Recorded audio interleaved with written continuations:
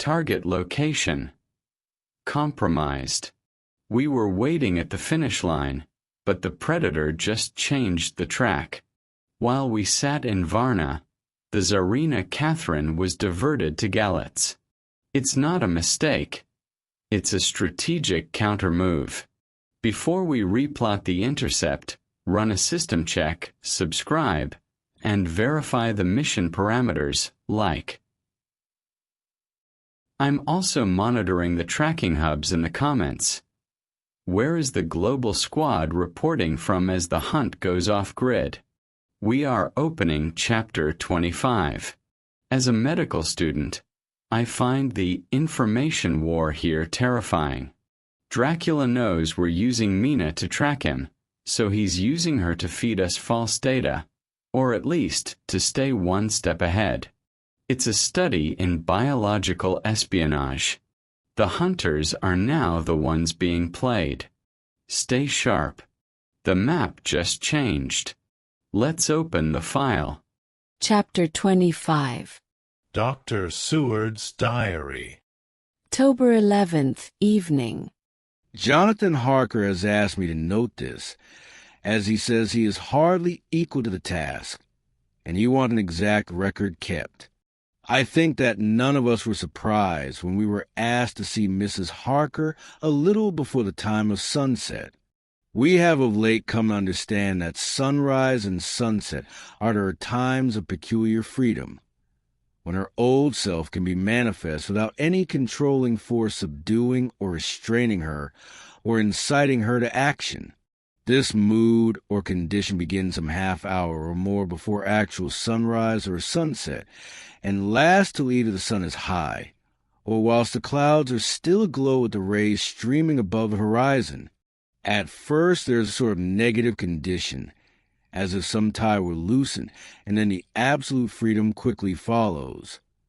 When, however, the freedom ceases, a change back or relapse comes quickly, preceded only by a spell of warning silence. Tonight, when we met, she was somewhat constrained, and bore all the signs of an internal struggle. I put it down myself to her making a violent effort at the earliest instant she could do so. A very few minutes, however, gave her complete control of herself. Then, motioning her husband to sit beside her on the sofa, where she was half reclining, she made the rest of us bring chairs up close. Taking her husband's hand in hers, began, "We are all here together in freedom, for perhaps the last time.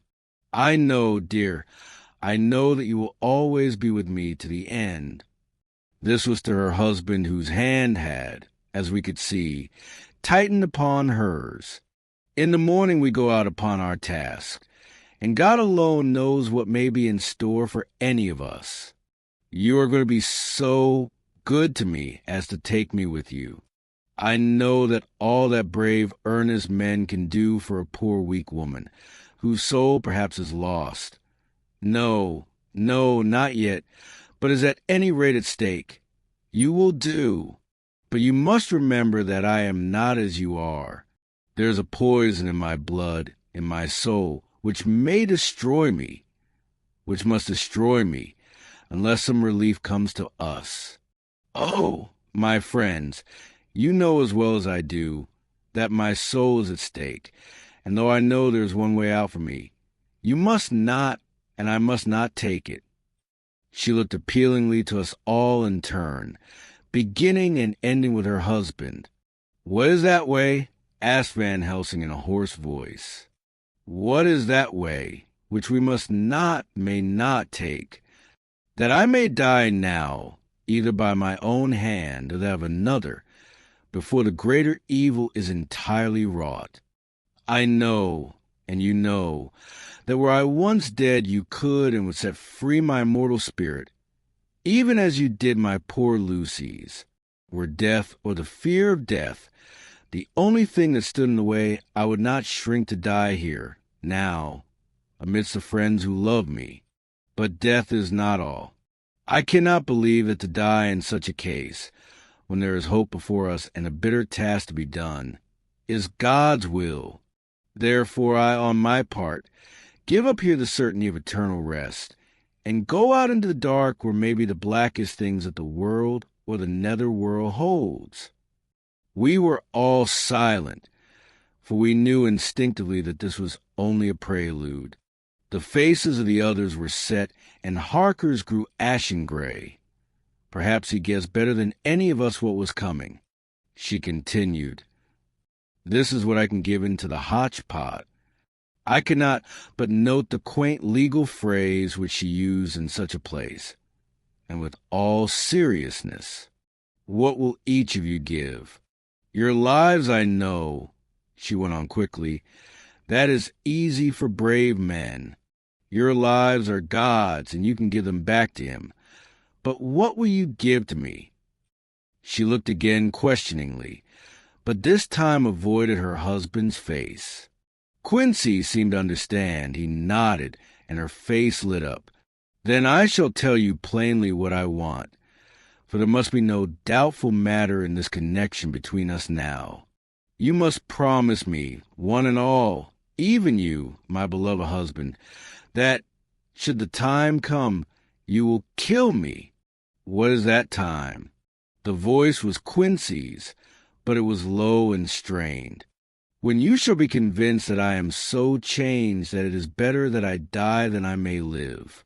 When I am thus dead in the flesh, then you will, without a moment's delay, drive a stake through me and cut off my head, or do whatever else may be want to give me rest. Quincy was the first to rise after the pause. He knelt down before her, and taking her hand in his, said, solemnly, I'm only a rough fellow, who hasn't, perhaps, lived as a man should to win such a distinction, but I swear to you by all that I hold sacred and dear that, should the time ever come, I shall not flinch from the duty that you have set us. And I promise you, too, that I shall make all certain, for if I am only doubtful, I shall take it that the time has come. My true friend, was all she could say amid her fast-falling tears, as, bending over, she kissed his hand. I swear the same, my dear Madam Mina, said Van Helsing. And I, said Lord Godalming, each of them in turn kneeling to her to take the oath. I followed myself. Then her husband turned to her wan-eyed and with a greenish pallor, which subdued the snowy whiteness of his hair, and asked, And must I, too, make such a promise, O my wife? You, too, my dearest, she said, with infinite yearning of pity in her voice and eyes. You must not shrink. You are nearest and dearest in all the world to me. Our souls are knit into one, for all life and all time. Think, dear, that there have been times when brave men have killed their wives and their womenkind, to keep them from falling into the hands of the enemy. Their hands did not falter any the more, because those that they loved implored them to slay them. It is men's duty towards those whom they love, in such times of sore trial. And, oh, my dear, if it is to be that I must meet death at any hand, let it be at the hand of him that loves me best. Dr. Van Helsing, I have not forgotten your mercy in poor Lucy's case to him who loved. She stopped with flying blush and changed her phrase. To him who had best right to give her peace. If that time shall come again, I look to you to make it a happy memory of my husband's life that it was his loving hand which set me free from the awful thrall upon me. Again I swear, came the professor's resonant voice. Mrs. Harker smiled, positively smiled, as with a sigh of relief she leaned back and said, And now one word of warning, a warning which you must never forget. This time, if it ever come, may come quickly and unexpectedly, and in such case you must lose no time in using your opportunity. At such a time I myself might be, nay, if the time ever comes, shall be, leagued with your enemy against you. One more request. She became very solemn as she said this. It is not vital and necessary like the other, but I want you to do one thing for me, if you will." We all acquiesced, but no one spoke. There was no need to speak. "I want you to read the burial service." She was interrupted by a deep groan from her husband. Taking his hand in hers, she held it over her heart and continued, "You must read it over me some day. Whatever may be the issue of all this fearful state of things, it will be a sweet thought to all or some of us. You, my dearest, will, I hope, read it, for then it will be in your voice and my memory forever, come what may."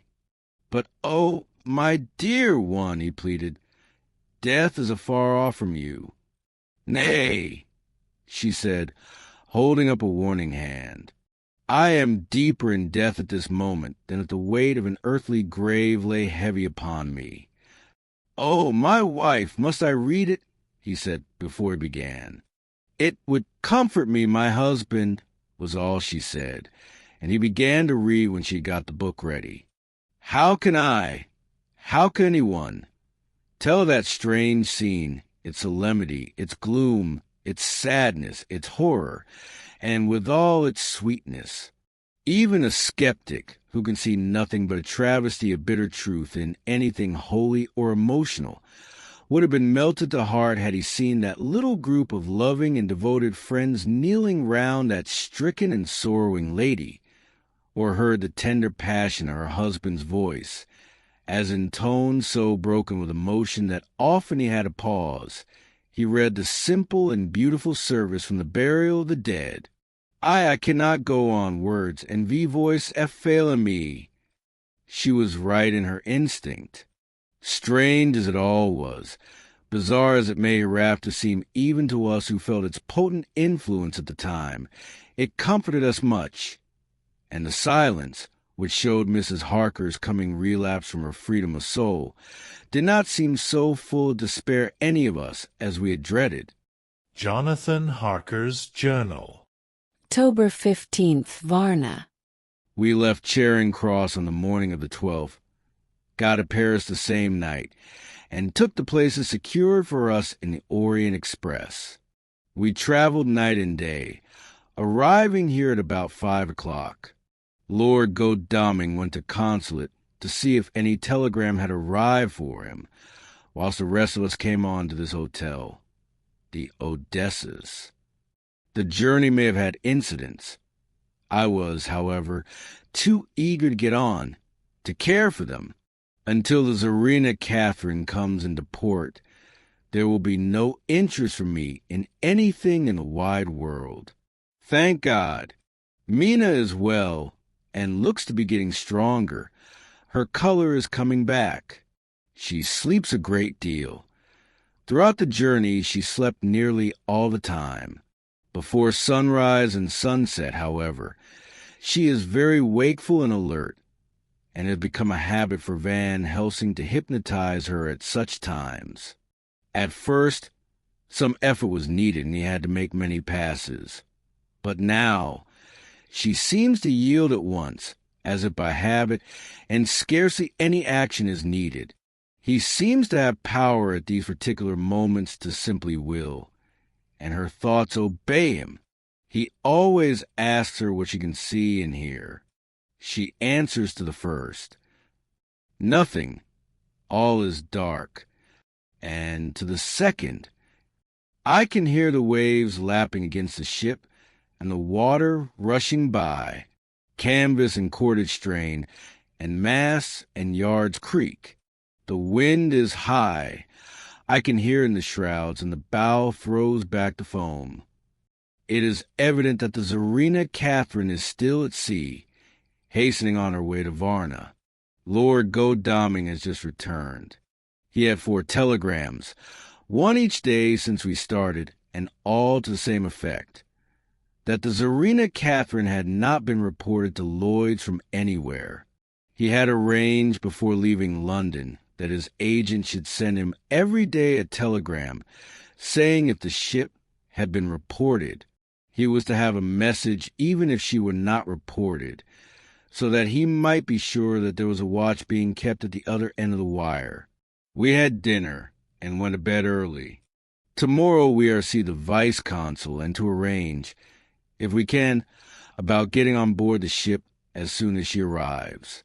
Van Helsing says that our chance will be to get on the boat between sunrise and sunset. The Count, even if he takes the form of a bat, cannot cross the running water of his own volition, and so cannot leave the ship. As he dare not change the man's form without suspicion, which he evidently wishes to avoid, he must remain in the box. If, then, we can come on board after sunrise, he is at our mercy, for we can open the box and make sure of him, as we did of poor Lucy before he wakes. What mercy he shall get from us will not count for much. We think that we shall not have much trouble with officials or the seamen. Thank God, this is a country where bribery can do anything, and we are well supplied with money. We have only to make sure that the ship cannot come into port between sunset and sunrise without our being warned, and we shall be safe. Judge Moneybag will settle this case, I think. October 16th. Mina's report still the same. Lapping waves and rushing water, darkness and favoring winds. We are evidently in good time, and when we hear the Czarina Catherine we shall be ready. As she must pass the Dardanelles, we are sure to have some report. October 17th. Everything is pretty well fixed now, I think, to welcome the Count on his return from his tour. Godalming told the shippers that he fancied that the box sent aboard might contain something stolen from a friend of his, and got a half consent that he might open it at his own risk. The owner gave him a paper telling the captain to give him every facility in doing whatever he chose on board the ship, and also a similar authorization to his agent at Varna. We have seen the agent, who was much impressed with Godalming's kindly manner to him, and we are all satisfied that whatever he can do to aid our wishes will be done. We have already arranged what to do in case we get the box open. If the Count is there, Van Helsing and Sewell will cut off his head at once and drive a stake through his heart. Morris and Godalming, and I shall prevent interference, even if we have to use the arms which we shall have ready. The professor says that if we can so treat the Count's body, it will soon after fall into dust. In such case there would be no evidence against us, in case any suspicion of murder were aroused. But even if it were not, we should stand or fall by our act, and perhaps some day this very script may be evidence to come between some of us and a rope. For myself, I should take the chance only too thankfully if it were to come. We mean to leave no stone unturned to carry out our intent. We have arranged with certain officials that the instant the Czarina Catherine is seen, we are being informed by a special messenger. October 24th. A whole week of waiting. Daily telegrams to Godalming, but only the same story. Not yet reported. Mina's morning and evening hypnotic answer is unvaried. Lapping waves, rushing water, and creaking masts. Telegram, October 24th. Rufus Smith, Lloyd's, London, to Lord Godalming, care of H.B.M. Vice Consul, Varna. Czarina Catherine reported this morning from Dardanelles. Dr. Seward's Diary. October 25th. How I miss my phonograph. To write diary with a pen is irksome to me, but Van Helsing says I must. We were all wild with excitement yesterday when Godalming got his telegram from Lloyd's. I know now what men feel in battle when the call to action is heard. Mrs. Harker, alone of our party, did not show any signs of emotion. After all, it is not strange that she did not, for we took special care not to let her know anything about it, and we all tried not to show any excitement when we were in her presence. In old days she would, I am sure, have noticed, no matter how we might have tried to conceal it. But in this way she has greatly changed during the past 3 weeks. The lethargy grows upon her, and though she seems strong and well, and is getting back some of her color, Van Helsing and I are not satisfied. We talk of her often. We have not, however, said a word to the others. It would break poor Harker's heart, certainly his nerve, if he knew that we had even suspicion on the subject. Van Helsing examines, he tells me, her teeth very carefully, while she is in a hypnotic condition, for he says that so long as they do not begin to sharpen, there is no active danger of a change in her. If this change should come, it would be necessary to take steps. We both know what those steps would have to be, though we do not mention our thoughts to each other. We should neither of us shrink from the task, awful though it be to contemplate. Euthanasia is an excellent and a comforting word. I am grateful to whoever invented it. It is only about 24 hours sail from the Dardanelles to here, at the rate the Czarina Catherine has come from London. She should therefore arrive some time in the morning, but as she cannot possibly get in before then, we are all about to retire early. We shall get up at 1 o'clock, so as to be ready. October 25th, noon. No news yet of the ship's arrival. Mrs. Harker's hypnotic report this morning was the same as usual, so it is possible that we may get news at any moment. We men are all in a fever of excitement, except Harker, who is calm. His hands are cold as ice, and an hour ago I found him wetting the edge of the great Gurkha knife which he now always carries with him. It will be a bad lookout for the Count if the edge of that kukri ever touches his throat, driven by that stern, ice-cold hand. Van Helsing and I were a little alarmed about Mrs. Harker today. About noon she got into a sort of lethargy which we did not like. Although we kept silence to the others, we were neither of us happy about it. She had been restless all the morning, so that we were at first glad to know that she was sleeping. When, however, her husband mentioned casually that she was sleeping so soundly that he could not wake her, we went to her room to see for ourselves. She was breathing naturally and looked so well and peaceful that we agreed that the sleep was better for her than anything else. Poor girl! She has so much to forget that it is no wonder that sleep, if it brings oblivion to her, does her good. Later.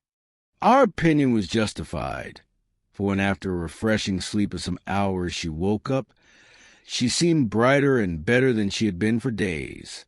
At sunset, she made the usual hypnotic report. Wherever he may be in the Black Sea, the Count is hurrying to his destination. To his doom, I trust. October 26th. Another day and no tidings of the Czarina Catherine. She ought to be here by now. That she is still journeying somewhere is apparent, for Mrs. Harker's hypnotic report at sunrise was still the same. It is possible that the vessel may be lying by, at times, for fog. Some of the steamers which came in last evening reported patches of fog both to north and south of the port. We must continue our watching, as the ship may now be signaled any moment. October 27th, noon. Most strange. No news yet of the ship we wait for. Mrs. Harker reported last night and this morning as usual, lapping waves and rushing water, though she added that the waves were very faint. The telegrams from London have been the same. No further report. Van Helsing is terribly anxious, and told me just now that he fears the Count is escaping us. He added significantly, I did not like that lethargy of Madame Mina's. Souls and memories can do strange things during trance. I was about to ask him more, but Harker just then came in, and he held up a warning hand. We must try tonight at sunset to make her speak more fully when in her hypnotic state. October 28th. Telegram. Rufus Smith, London, to Lord Godalming, Care H.B.M., Vice-Consul, Varna. Czarina Catherine reported entering Galatz at 1 o'clock today. Dr. Seward's diary. October 28th. When the telegram came announcing the arrival in Galatz, I do not think it was such a shock to any of us as might have been expected. True, we did not know whence or how or when the boat would come, but I think we all expected that something strange had happened. The delay of arrival at Varna made us individually satisfied that things would not be just as we had expected. We only waited to learn where the change would occur. None the less, however, was a surprise. I suppose that nature works on such a hopeful basis that we believe against ourselves that things will be as they ought to be, not as we should know that they will be. Transcendentalism is a beacon to the angels, even if it be a will-o'-the-wisp to man. It was an odd experience, and we all took it differently. Van Helsing raised his hand over his head for a moment, as though in remonstrance with the Almighty, but he said not a word, and in a few seconds stood up with his face sternly set. Lord Godalming grew very pale and sat breathing heavily. I was myself half stunned, and looked in wonder at one after another. Quincey Morris tightened his belt with that quick movement which I knew so well. In our old wandering days it meant action. Mrs. Harker grew ghastly white, so that the scar on her forehead seemed to burn, but she folded her hands meekly and looked up in prayer. Harker smiled, actually smiled, the dark, bitter smile of one who is without hope, but at the same time his action belied his words, for his hands instinctively sought the hilt of the great cookery knife and rested there. "When does the next train start for Galatz?" said Van Helsing to us generally. "At 6:30 tomorrow morning." We all started, for the answer came from Mrs. Harker. "How on earth do you know?" said Art.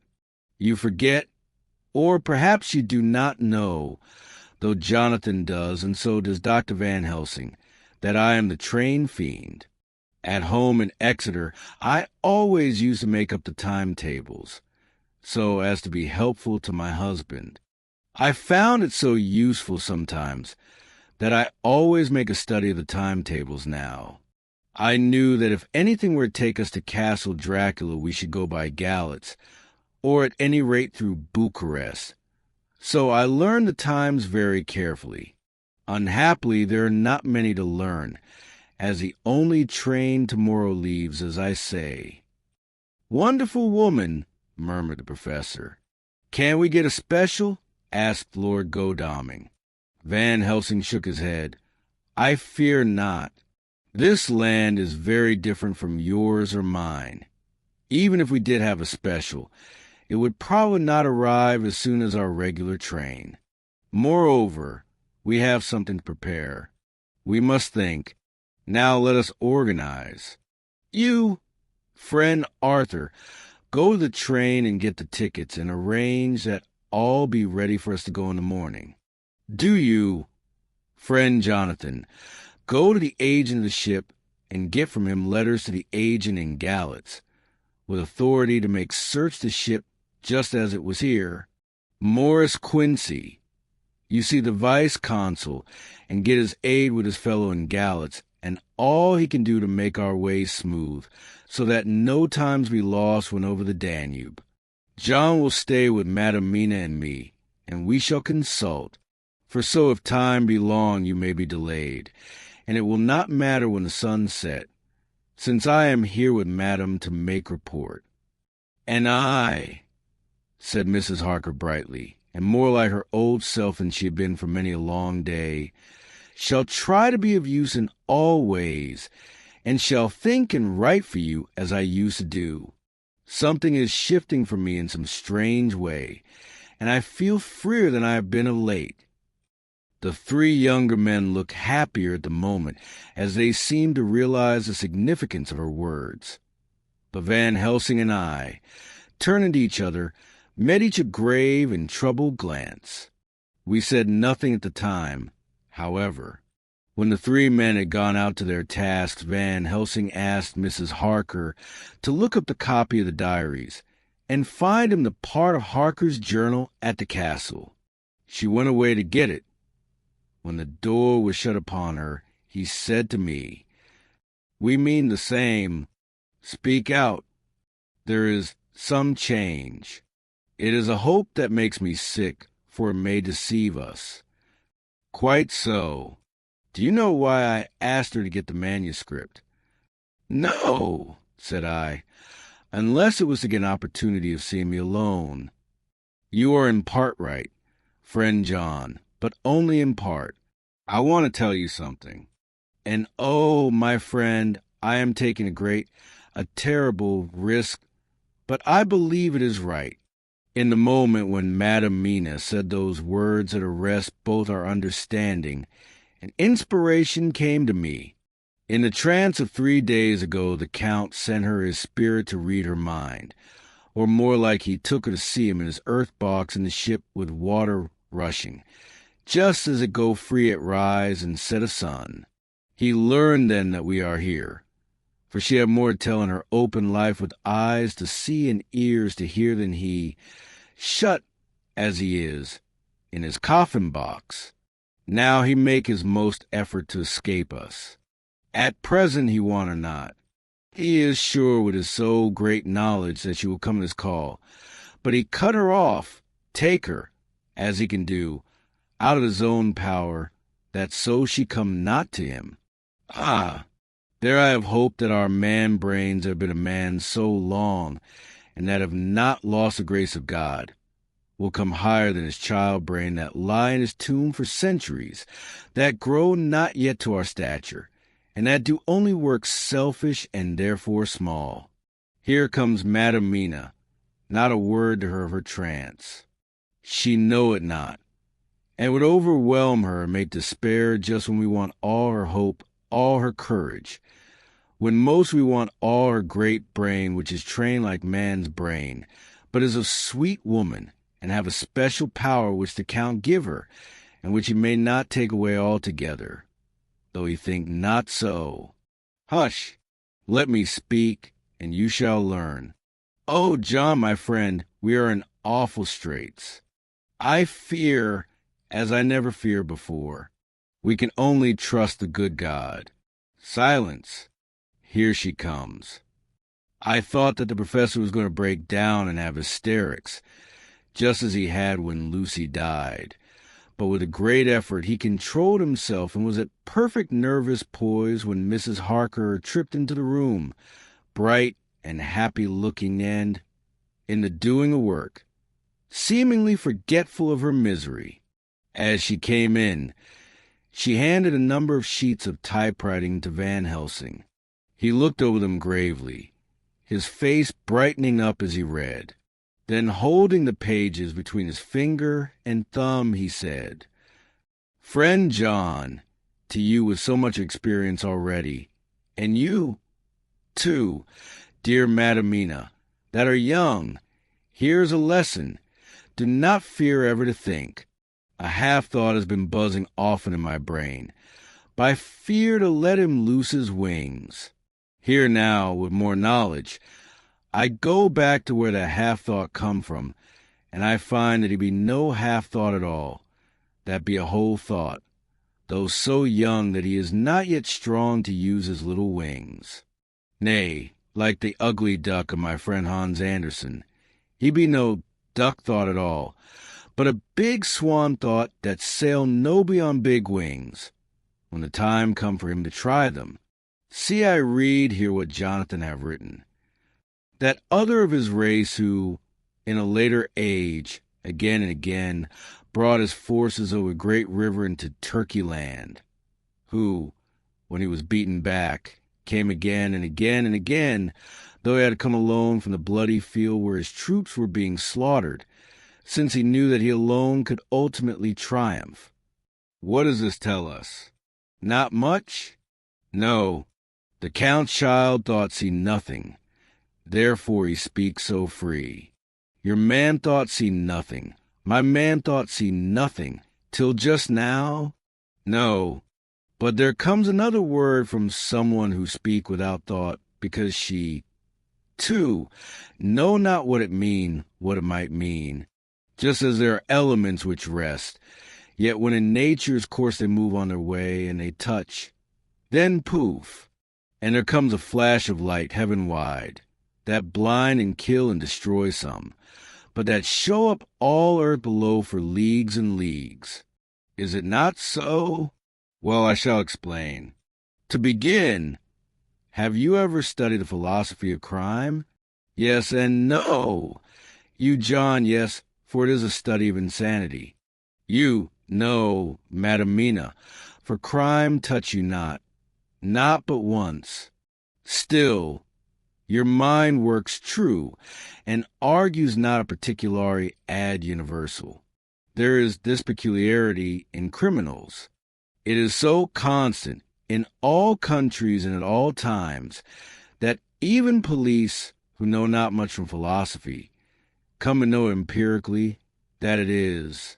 That is to be empiric. The criminal always work at one crime. That is a true criminal who seems predestinate to crime, and who will of none other. This criminal has not full man brain. He is clever and cunning and resourceful, but he be not of man stature as the brain. He be of child brain and much. Now this criminal of ours is predestinate to crime also. He, too, have child brain, and it is of the child to do what he have done. The little bird, the little fish, the little animal learn not by principle, but empirically. And when he learn to do, then there is to him the ground to start from to do more. Dos poestio, said Archimedes. Give me a fulcrum, and I shall move the world. To do once is the fulcrum whereby child brain become man brain. And until he have the purpose to do more, he continue to do the same again every time, just as he have done before. Oh, my dear, I see that your eyes are open, and that to you the lightning flash show all the leagues. For Mrs. Harker began to clap her hands, and her eyes sparkled. He went on, Now you shall speak. Tell us, two dry men of science, what you see with those so bright eyes. He took her hand, and held it whilst she spoke. His finger and thumb closed on her pulse, as I thought instinctively and unconsciously as she spoke. The Count is a criminal and of criminal type. Nordau and Lombroso would so classify him, and qua criminal he is of imperfectly formed mind. Thus, in a difficulty he has to seek resource and habit. His past is a clue, and the one page of it that we know, and that from his own lips, tells it once before, when what Mr. Morris would call a tight place, he went back to his own country from the land he had tried to invade, and thence, without losing purpose, prepared himself for a new effort. He came again better equipped for his work, and won. So he came to London to invade a new land. He was beaten, and when all hope of success was lost and his existence in danger, he fled back over the sea to his home, just as formerly he had fled back over the Danube from Turkey land. Good. Oh, you so clever lady, said Van Helsing enthusiastically, as he stooped and kissed her hand. A moment later he said to me, as calmly as though we had been having a sick-room consultation, 72 only, and in all this excitement, I have hope. Turning to her again, he said with keen expectation, But go on. There is more to tell if you will. Be not afraid. John and I know. I do in any case. and shall tell you if you are right. Speak without fear. I will try to, but you will forgive me if I seem egotistical. Nay, fear not, you must be egotist, for it is of you that we think. Then, as he is criminal, he is selfish, and as his intellect is small and his action is based on selfishness, he confines himself to one purpose. That purpose is remorseless. As he fled back over the Danube, leaving his forces to be cut to pieces, so now he is intent on being safe, careless of all. So his own selfishness frees my soul somewhat from the terrible power which he acquired over me on that dreadful night. I felt it. Oh, I felt it. Thank God for his great mercy. My soul is freer than it has been since that awful hour, and all that haunts me is a fear lest in some trance or dream he may have used my knowledge for his ends. The professor stood up. He has so used your mind, and by it he has left us here in Varna, whilst the ship that carried him rushed through enveloping fog up to Galatz, where, doubtless, he had made preparation for escaping from us. But his child mind only saw so far, and it may be that, as ever is in God's providence, the very thing that the evildoer most reckoned on for his selfish good turns out to be his chiefest harm. The hunter is taken in his own snare, as the great psalmist says. For now that he think he is free from every trace of us all, and that has escaped us with so many hours to him, then his selfish child brain will whisper him to sleep. He think, too, that as he cut himself off from knowing your mind, there could be no knowledge of him to you. There's where he fail. That terrible baptism of blood which he give you makes you free to go to him in spirit, as you have as yet done in your times of freedom, when the sun rise and set. At such times you go by my volition and not by his, and this power to good of you and others, as you have won from your suffering at his hands. This is now all the more precious that he know it not, and to guard himself have even cut himself off from his knowledge of our where. We, however, are not selfish, and we believe that God is with us through all this blackness and these many dark hours. We shall follow him, and we shall not flinch, even if we peril ourselves that we become like him. Friend John, this has been a great hour, and it have done much to advance us on our way. You must be scribe and write 'em all down, so that when the others return from their work you can give it to them. Then they shall know as we do. And so I have written it whilst we wait their return, and Mrs. Harker has written with her typewriter all since she brought the MS to us.